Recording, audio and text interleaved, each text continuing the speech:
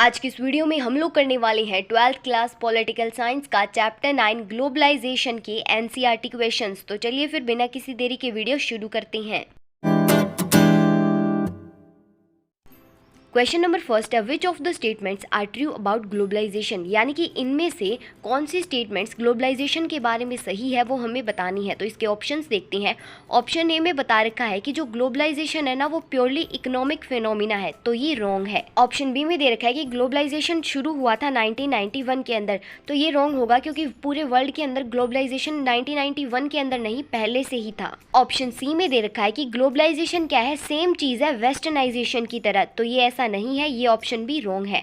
और option D में दे रखा है कि जो ग्लोबलाइजेशन है वो एक मल्टी डायमेंशनल फिनोमिना है, तो ये करेक्ट है, इसलिए इसका आंसर होगा option D. Question number second देखते हैं, which of the statements are true about the impact of globalization, यानी कि जो ग्लोबलाइजेशन का प्रभाव पड़ा उसके बारे में इनमें से कौन सी स्टेटमेंट सही है वो हमें बताना है। तो इसके ऑप्शंस देखते हैं। तो फर्स्ट ऑप्शन में बता रखा है कि जो ग्लोबलाइजेशन है ना उसका अनइवन इम्पैक्ट है स्टेट और सोसाइटीज़ के अंदर, यानी कि कहीं पर उसका जो प्रभाव है वो ज़्यादा दिखता है और कहीं पर कम दिखता है, तो ये स्टेटमेंट बिल्कुल सही है। ऑप्शन बी में बता रखा है कि जो ग्लोबलाइजेशन है ना उसका एक समान प्रभाव पड़ा है सभी स्टेट और सोसाइटीज़ पर, तो ये यहाँ पे रॉन्ग है। ऑप्शन सी में बता रखा है कि जो इम्पैक्ट है यानी कि जो प्रभाव पड़ा है ग्लोबलाइजेशन का पॉलिटिकल स्फीयर यानी कि राजनीतिक क्षेत्र तक ही सीमित है, तो ये भी रॉन्ग है। ऑप्शन डी में दे रखा है कि ग्लोबलाइजेशन का अनिवार्य रूप से कल्चरल होमोजेनिटी ही रिजल्ट निकलेगा, यानी कि जो सभी कंट्रीज़ हैं उनका जो कल्चर है वो सेम हो जाएगा, तो ऐसा नहीं हो सकता और इसीलिए ये ऑप्शन भी रॉन्ग होगा और इसका आंसर होगा ऑप्शन ए। अगर आपने नेट से देख रखा है कि इसका आंसर ए और डी दोनों होगा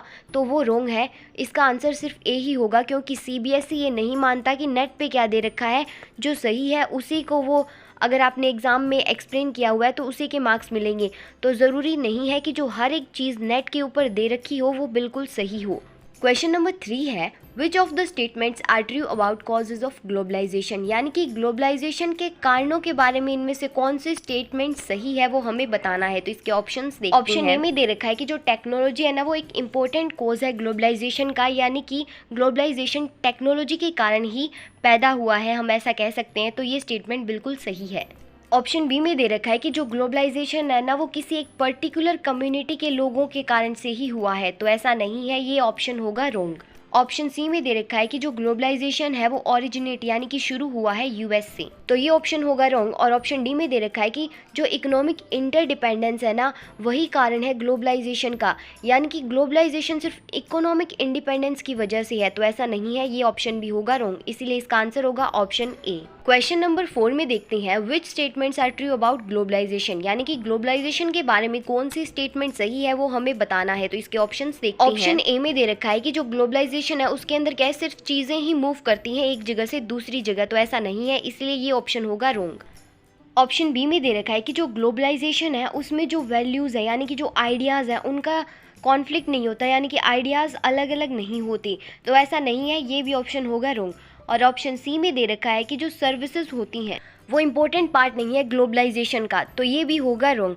और ऑप्शन डी में दे रखा है कि जो ग्लोबलाइजेशन है उससे हम क्या है पूरे वर्ल्ड के साथ कनेक्ट कर सकते हैं, पूरा वर्ल्ड क्या है एक दूसरे के साथ जुड़ा हुआ रहता है, तो ये ऑप्शन यहाँ पे सही होगा और इसका आंसर होगा ऑप्शन डी।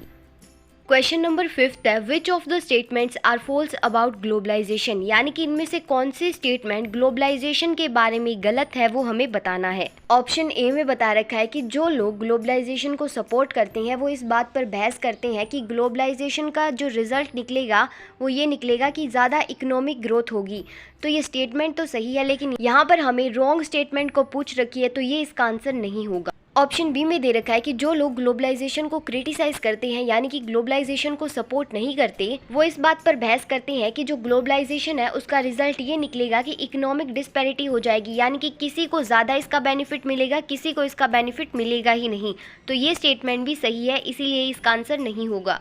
ऑप्शन सी में दे रखा है कि जो लोग ग्लोबलाइजेशन को सपोर्ट करते हैं वो इस बात पर बहस करते हैं कि इसका जो रिजल्ट है वो निकलेगा कल्चरल होमोजेनाइजेशन, यानी कि जो सारा कल्चर है वो एक जैसा हो जाएगा, तो ये स्टेटमेंट बिल्कुल सही है। ऑप्शन डी में दे रखा है कि जो लोग ग्लोबलाइजेशन को सपोर्ट नहीं करते वो इस बात पे आर्ग्यू करते हैं कि इसका रिजल्ट निकलेगा कल्चरल होमोजेनाइजेशन, यानी कि जो सारा कल्चर है वो एक जैसा हो जाएगा, तो ये स्टेटमेंट यहाँ पे रॉन्ग दे रखी है। तो इसीलिए हमें यहाँ पे रॉन्ग स्टेटमेंट बतानी थी, तो इसका आंसर हो जाएगा ऑप्शन डी। अब हम देखते हैं हमारा question number 6। What is the world wide interconnectedness, what are its components. यानी कि वर्ल्ड वाइड इंटरकनेक्टेडनेस क्या है और इसके कंपोनेंट्स क्या क्या है वो हमें बताने हैं। तो इसका आंसर देखते हैं। तो वर्ल्ड वाइड इंटरकनेक्टेडनेस का मतलब है कि हम ग्लोबलाइजेशन को बढ़ाते हैं पूरे वर्ल्ड को जोड़ने के लिए, और वो हम जोड़ते किससे है, वो हम जोड़ते हैं फ्री फ्लो से। फ्री फ्लो यानी कि चीज़ों को एक जगह से दूसरी जगह बेचकर, और वो चीज़ें हो सकती है गुड्स और सर्विसेज हो सकती है, टेक्नोलॉजी हो गई, आइडियाज़ होगी, और यहाँ तक क्या है लोग भी एक जगह से दूसरी जगह जाते हैं काम करने के लिए। तो वर्ल्ड वाइड इंटरकनेक्टेडनेस के 3 कंपोनेंट्स है। पहला आता है हमारे पास कैपिटल फ्लो। तो ये क्या है, रिसोर्सेज का फ्लो है, जिससे हम क्या है जो लोन और बिजनेस इन्वेस्टमेंट है वो जिस कंट्री में करना चाहते हैं उसमें कर सकते हैं।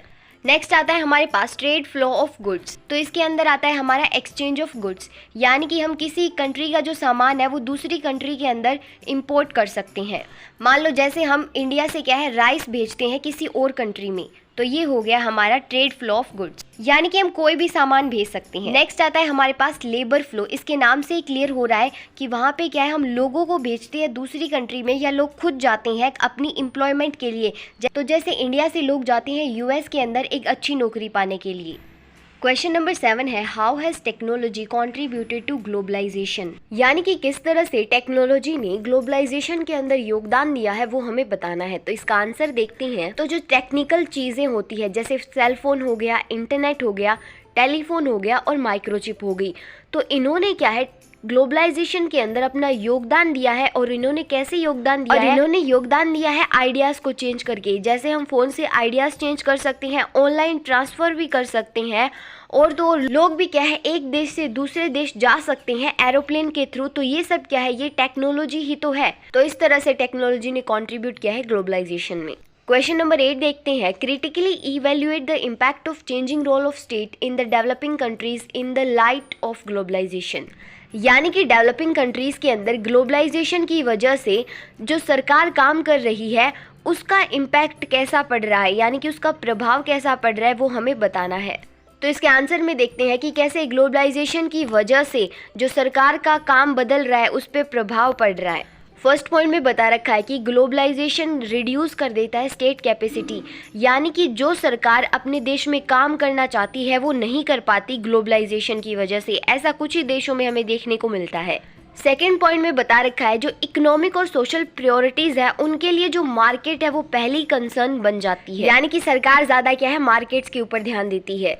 थर्ड पॉइंट में बता रखा है कि जो मल्टीनेशनल कंपनीज़ है वो क्या है गवर्नमेंट के डिसीज़न को अफेक्ट करती है, क्योंकि जो गवर्नमेंट डिसीज़न लेती है वो उनके इंटरेस्ट को पूरा करना भी वो गवर्नमेंट की पॉलिसीज़ पे डिपेंड करता है। फोर्थ पॉइंट में बता रखा है कि कई देशों के अंदर जो सरकार लोगों के कल्याण का काम करती थी अब उन्होंने वो काम करना क्या है कम कर दिया है, और अब जो सरकार का मेन काम रह गया है कि वो अपने देश के लॉ ऑर्डर और सिक्योरिटी को देखे। फिफ्थ पॉइंट में बता रखा है कि इकोनॉमिक और सोशल वेलबींग के लेवल पर किए गए वेलफेयर, यानी कि इकोनॉमिक और सोशल वेलबींग के लेवल पर जो लोगों के लिए कल्याण की गई योजनाएं हैं उनसे भी जो सरकार है वो पीछे हट रही है। सिक्स्थ पॉइंट में बता रखा है कि ग्लोबलाइजेशन की वजह से जो डेवलपिंग कंट्रीज है उनको क्या है एक तरक्की भी मिली है, और वहाँ की जो सरकार है वो ज़्यादा स्ट्रॉन्ग और पावरफुल हो गई है, क्योंकि वहाँ पे क्या है ग्लोबलाइजेशन की वजह से नई टेक्नोलॉजी आ गई है। क्योंकि आपने देखा होगा जो सरकार है वो टेक्नोलॉजी की वजह से जो सर्वेज होते हैं वो भी बहुत अच्छे से कर पाती है। क्वेश्चन नंबर 9 है, what are the economic implication of globalization, how has globalization impacted on India with regard to this particular dimension. यानी कि हमें बताना है कि पूरे वर्ल्ड के ऊपर जो ग्लोबलाइजेशन की वजह से इकोनॉमिकली क्या क्या प्रभाव पड़े हैं, हमें अच्छे भी बता सकते हैं इसके अंदर बुरे भी बता सकते हैं, तो वो हमें बताना है। और साथ ही साथ हमें ये भी बताना है कि इंडिया के अंदर इकोनॉमिकली क्या क्या प्रभाव पड़े हैं वो हमें बताना है। तो चलिए इसका आंसर देखते हैं। तो पहले हम देखेंगे वर्ल्ड के ऊपर क्या क्या प्रभाव पड़े हैं। पहले हम देखते हैं कि पॉजिटिव इम्प्लीकेशंस क्या हैं। तो फर्स्ट पॉइंट में दे रखा है कि इसकी वजह से क्या होता है, जो इकोनॉमिक फ्लो है यानी कि जो पैसों का लेन देन है वो बहुत सारी कंट्रीज के बीच बढ़ता है। सेकेंड पॉइंट में दे रखा है कि इकोनॉमिक ग्लोबलाइजेशन के अंदर जो ट्रेड है कमोडिटीज़ की वो कंट्रीज़ के बीच बढ़ गई है, यानी कि जो चीज़ों का लेन देन है कंट्रीज़ के बीच वो बढ़ गया है। थर्ड पॉइंट में दे रखा है कि जो रिस्ट्रिक्शंस लगा रखे थे इंपोर्ट्स और मूवमेंट ऑफ कैपिटल के ऊपर वो भी क्या है कम हो चुकी हैं। फोर्थ पॉइंट में दे रखा है कि इकोनॉमिकली ये प्रभाव पड़ा है कि जो इंटरनेट और कंप्यूटर से रिलेटेड सर्विसेज हैं वो भी क्या है एक कंट्री की जो सर्विस है वो भी बहुत सारी कंट्रीज के अंदर दी जाती हैं। तो अब हम इकोनॉमिकली नेगेटिव इम्पैक्ट देखते हैं। तो फर्स्ट पॉइंट में दे रखा है कि इकोनॉमिक ग्लोबलाइजेशन की वजह से क्या है जो राय देते हैं लोग वो बहुत ज़्यादा बढ़ जाती है और इसकी वजह से जो बेनिफिट है वो बहुत ही कम लोगों को देखने को मिलता है। सेकंड पॉइंट में दे रखा है कि यहाँ पे क्या है इक्वालिटी नहीं होती। जो लोग एक देश से दूसरे देश में जाते हैं अपनी नौकरियाँ करने के लिए, क्योंकि मान लो अब जो डेवलप्ड कंट्रीज़ हैं उन्होंने अपनी वीज़ा पॉलिसीज बहुत ही स्ट्रिक्ट बना रखी हैं जो हर कोई क्या है उसे एक्सेस नहीं कर सकता। थर्ड पॉइंट में दे रखा है कि इकोनॉमिक ग्लोबलाइजेशन की वजह से हमें एक डिस्पैरिटी और देखने को मिलती है। ये क्या है जो रिच होते हैं जो अमीर होते हैं उनको और अमीर बनाता है और जो गरीब होते हैं उनको और गरीब बना देता है। तो अब हम देखते हैं कि इकोनॉमिकली इंडिया के ऊपर क्या प्रभाव पड़ा है ग्लोबलाइजेशन का। तो फर्स्ट पॉइंट में बता रखा है कि ग्लोबलाइजेशन की वजह से जो एमएनसीज है यानी कि जो मल्टीनेशनल कंपनीज हैं उनसे क्या है इंडिया के अंदर ज़्यादा जॉब्स क्रिएट हुई है, जैसे कि सेल फोन्स में होगी, फास्ट फूड्स में होगी। तो जो इंडिया है बहुत सारी डेवलपिंग कंट्रीज़ के अंदर जो ट्रेड और कॉमर्स है उनसे रिलेटेड अपनी भी मल्टीनेशनल कंपनीज बना रही है जिससे कि इंडिया को और ज़्यादा फ़ायदा होगा। और कुछ मल्टीनेशनल कंपनीज हैं इंडिया की जैसे टाटा मोटर हो गई, रन बैक से हो गई। और थर्ड पॉइंट में दे रखा है कि जो एफडीआई है यानी कि फॉरेन डायरेक्ट इन्वेस्टमेंट है वो भी बढ़ गई है। और फोर्थ पॉइंट में दे रखा है कि इसने इनवाइट किया है जो प्राइवेट फॉरेन कैपिटल है उसको, और साथ ही साथ इसने स्टार्ट की है एक्सपोर्ट ओरिएंटेड एक्टिविटीज़ यानी कि इंडिया अपना सामान मैन्युफैक्चर करके दूसरे देशों में भेजता है। क्वेश्चन नंबर 10 है, do you agree with the argument that globalization led to cultural heterogeneity. यानी कि एक बहस की जाती है कल्चरल हेट्रोजेनिटी को लेकर, उससे हम सहमत है या नहीं वो हमें बताना है। तो कल्चरल हेट्रोजेनिटी का मतलब होता है कि जो हमारा कल्चर है वो और ज़्यादा बढ़ जाता है, यानी कि हमारी जो चॉइसेस है वो और ज़्यादा बढ़ जाती है।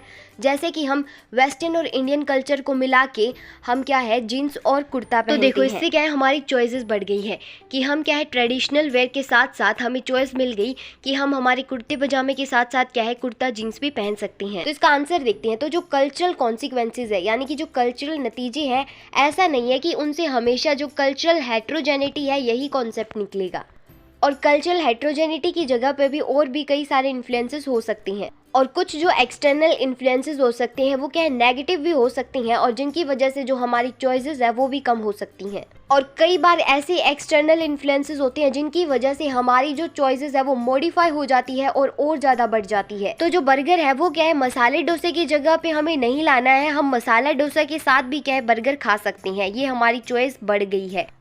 और जैसे हम ब्लू जींस को क्या है खादी कुर्ता के साथ पहन सकते हैं, इससे भी हमारी चॉइस क्या है बढ़ गई है, और जिससे क्या एक यूनिक कॉम्बिनेशन बनता है। तो इसलिए हम कह सकते हैं कि हमेशा ही क्या है जो कल्चरल कॉन्सिक्वेंसेज है उसका नतीजा कल्चरल हेट्रोजेनिटी ही नहीं निकलेगा, लेकिन हम कल्चरल हेट्रोजेनिटी की वजह से क्या है ग्लोबलाइजेशन को और ज़्यादा प्रमोट कर सकते हैं।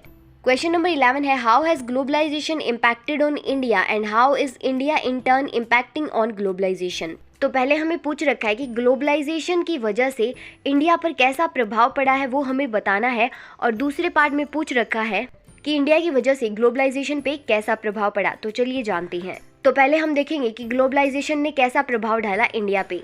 तो जैसा मैंने आपको 9th क्वेश्चन में बताया था सेम वही है, तो इसलिए मैं इसको दोबारा से एक्सप्लेन नहीं कर रही हूँ। तो इसी क्वेश्चन में दूसरे पॉइंट में पूछ रखा है कि कैसे इंडिया ने प्रभाव डाला ग्लोबलाइजेशन पे, तो वो हम देखते हैं। तो इसका फर्स्ट पॉइंट देखते हैं जिसके अंदर दे रखा है कि 1991 में इंडिया में फाइनेंशियल क्राइसिस को कम करने के लिए जो इंडिया की इकोनॉमी थी उसको लिबरलाइज किया गया, यानी कि उसमें कुछ रिस्ट्रिक्शंस हटाए गए और अट्रैक्ट किया गया जो फॉरेन डायरेक्ट इन्वेस्टमेंट है उसको, यानी कि 1991 से इंडिया के अंदर ग्लोबलाइजेशन होने की शुरुआत हो चुकी थी। सेकंड पॉइंट में दे रखा है कि इंडिया के अंदर जो बैरियर्स और रिस्ट्रिक्शंस लगाए हुए थे इंपोर्ट्स के अंदर वो भी क्या है कम किए गए नए ट्रेड पॉलिसी के अंदर। थर्ड पॉइंट में दे रखा है कि कई इंडस्ट्रीज के अंदर जो लाइसेंसिंग सिस्टम था वो भी क्या है खत्म कर दिया गया था। फोर्थ पॉइंट में दे रखा है कि जो प्राइवेट सेक्टर्स की बैंकिंग सिस्टम है उसको भी क्या है परमिशन दी गई कि वो और ज्यादा कंट्री के अंदर फैल सकती है। फिफ्थ पॉइंट में बता रखा है कि ग्लोबलाइजेशन को इंडिया में बढ़ावा देने के लिए इंडिया ने भी क्या है ओपन इकोनॉमी अडॉप्ट की थी। तो यहीं पे आपके एनसीईआरटी क्वेश्चंस होते हैं खत्म। तो जल्दी इंपॉर्टेंट क्वेश्चंस भी आने वाले हैं तो उन्हें भी चेक करना बिल्कुल मत भूलना। तो चलिए फिर मिलते हैं नेक्स्ट वीडियो में।